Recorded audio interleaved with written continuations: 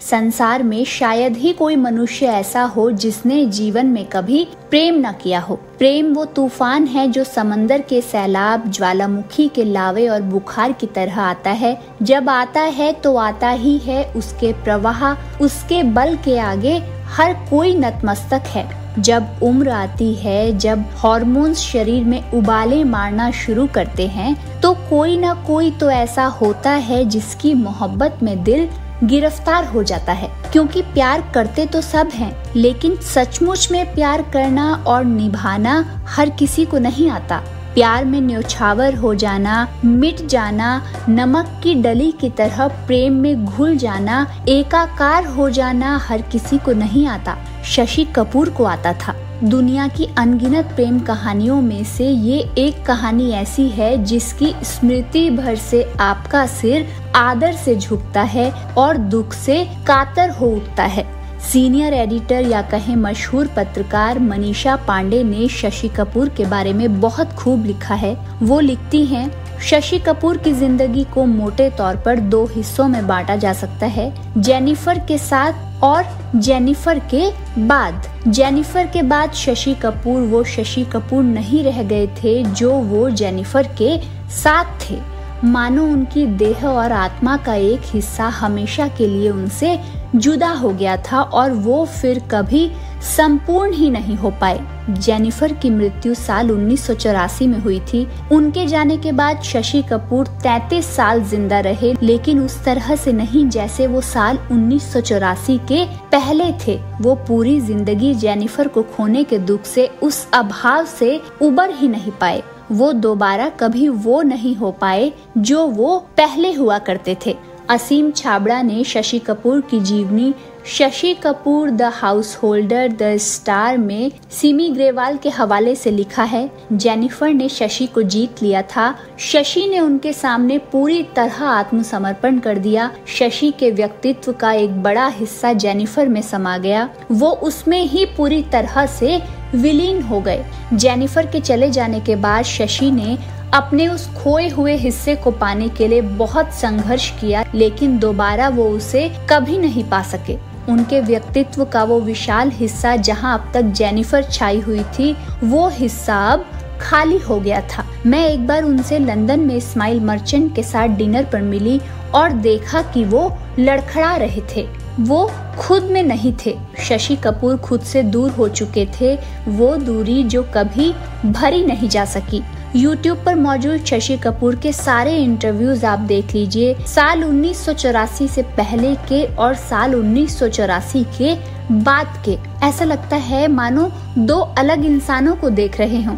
वो शोक, हंसी, वो आत्मविश्वास, वो संपूर्णता का एहसास, वो भरा हुआ मन और जीवन जो 1984 के पहले शशि कपूर के चेहरे पर दिखता था, वो उसके बाद पूरी तरह विलुप्त हो गया था। शशि कपूर के बच्चों कुणाल और संजना ने अपने पिता के उस दौर को देखा है। तकरीबन 2 दशक पहले कुणाल कपूर ने एक इंटरव्यू में उस वाक्य का जिक्र किया था जब डेथ बेड पर पड़ी जेनिफर के पास शशि लंदन पहुंचे थे। जेनिफर को दुनिया भर के डॉक्टरों को दिखाया जा चुका था। लाखों डॉलर खर्च करने के बाद भी डॉक्टर अपना आखिरी जवाब दे चुके थे। जेनिफर के बचने की कोई उम्मीद नहीं थी। शशि कपूर अपनी पत्नी जेनिफर के सामने तो मजबूत बने खड़े रहे, लेकिन उस कमरे से निकलने के बाद वो बुरी तरह फूट फूट कर रोए थे, दहाड़े मारकर। लग रहा था कि शशि की सांस रुक जाएगी। बच्चों ने अपने ताकतवर, सफल, समृद्ध और मजबूत पिता को इतना कमजोर, निरीह और लाचार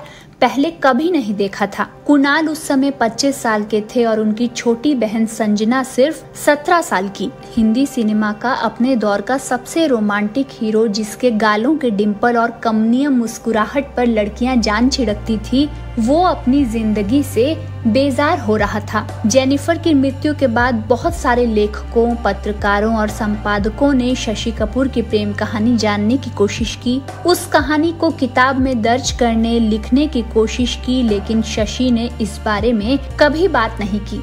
असीम छाबड़ा की किताब भी शशि कपूर की जीवनी से ज्यादा उनके सिनेमा का विश्लेषण है, जिसमें उनके दौर के दूसरे अभिनेताओं, फिल्म निर्माताओं, कलाकारों, परिवार और दोस्तों के उद्धरण तो आते हैं, लेकिन शशि के मुंह से सुनाई उनकी खुद की कहानी नहीं आती, क्योंकि शशि कपूर इस बारे में कभी बात ही नहीं करते थे। ये रिश्ता उनके लिए इतना निजी और इतना पवित्र था कि वो इसे किसी के भी साथ बांटने के लिए तैयार नहीं थे, दुनिया के साथ तो कतई नहीं। उनकी अपनी जिंदगी उनके लिए कोई ऐसी महान कहानी नहीं थी जिसे दुनिया को सुनाना जरूरी था, जिसे किताब में दर्ज किया जाता। किताब बिकती, लोग उनकी कहानी पर बात करते, उसका जिक्र करते, उस पर टीवी शो और इंटरव्यू होते। शशि इसके लिए कभी तैयार नहीं हुए। ये उनके लिए इतना निजी दुख, इतनी निजी क्षति थी कि संसार और समाज को इसका हिस्सा बनाकर वो इसे धूमिल नहीं करना चाहते थे। साल 1990 के आसपास के एक इंटरव्यू के दौरान एक विदेशी पत्रकार ने शशि कपूर से बार बार उनकी पत्नी जेनिफर कैंडल के बारे में सवाल पूछने की कोशिश की थी, उनकी लव स्टोरी के बारे में, लेकिन शशि कपूर हर बार पूरी विनम्रता और गरिमा से उस सवाल को टाल गए। उन्होंने सिर्फ इतना ही कहा, वो मेरी निजी चीज है, वो बांटने के लिए नहीं। एक बार अपने मन में झांक कर देखिए, वो क्या है जो हम कभी किसी से नहीं बांटते, किसी से नहीं कहते।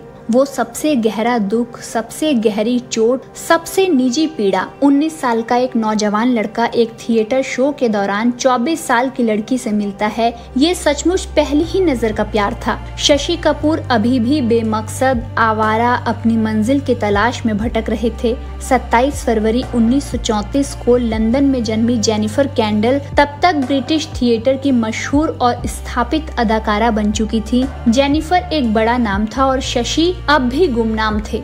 जेनिफर के पिता किसी भी हाल में इस शादी के लिए राजी नहीं थे। वो शशि कपूर के देसी कपड़ों से लेकर उनके हिंदुस्तानी एक्सेंट वाली अंग्रेजी तक का उनके मुंह पर मजाक उड़ाते थे। उन्हें लग रहा था कि ये इंडियन गंवार लड़का उनकी अंग्रेज खूबसूरत और नफीस बेटी के लायक नहीं है। हमें ऐसा लगता है कि शशि कपूर पृथ्वीराज कपूर के बेटे थे तो वो बड़े ऐशो आराम और शानो शौकत में पले होंगे, लेकिन ऐसा नहीं था। शशि कपूर की जेब में उस वक्त पैसे नहीं होते थे। उनकी बेटी संजना कहती है, जब मेरे पेरेंट्स डेट कर रहे थे तो उनकी आर्थिक हालत कोई बहुत अच्छी नहीं थी। वो कम सोते थे, कम खाते थे और सड़कों पर साथ भटकते हुए इस तलाश में रहते थे कि कोई कुछ सस्ता खाना मिल जाए। वो इस कोशिश में रहते थे कि एक सस्ता पराठा खरीदकर आधा आधा खा लें। जब जेनिफर के पिता इस शादी के लिए नहीं माने तो उन्होंने अपने पिता का घर और उनका खड़ा किया हुआ विशाल साम्राज्य छोड़ने का फैसला कर लिया। दोनों ने भागकर शादी कर ली। शशि कपूर तब 20 साल के थे और जेनिफर 25 साल की। सबसे सुंदर बात तो ये है कि दोनों को कच्ची उम्र में लिए गए अपने उस फैसले पर कभी अफसोस नहीं हुआ। उन्होंने कभी पीछे मुड़कर नहीं देखा, कभी उनका प्यार कमजोर नहीं पड़ा। जेनिफर की मौत के बाद भी शशि कपूर का कभी किसी और महिला के साथ अफेयर या प्रेम कुछ नहीं हुआ। वो अपनी मृत पत्नी की स्मृति के प्रति हमेशा निष्ठावान बने रहे। फिल्मी दुनिया से जुड़े ऐसे ही किस्से कहानियां जानने के लिए हमारे साथ जुड़े रहें। वीडियो अच्छा लगा हो तो लाइक, शेयर और कमेंट जरूर करें। चैनल पर नए हैं तो सब्सक्राइब करना ना भूलें, साथ ही बेल आइकॉन को भी हिट कर लें ताकि हमारे नेक्स्ट वीडियो का नोटिफिकेशन आपको मिल जाए। जल्द ही एक नए किस्से कहानी के साथ आपके बीच फिर हाजिर होंगे। शुक्रिया।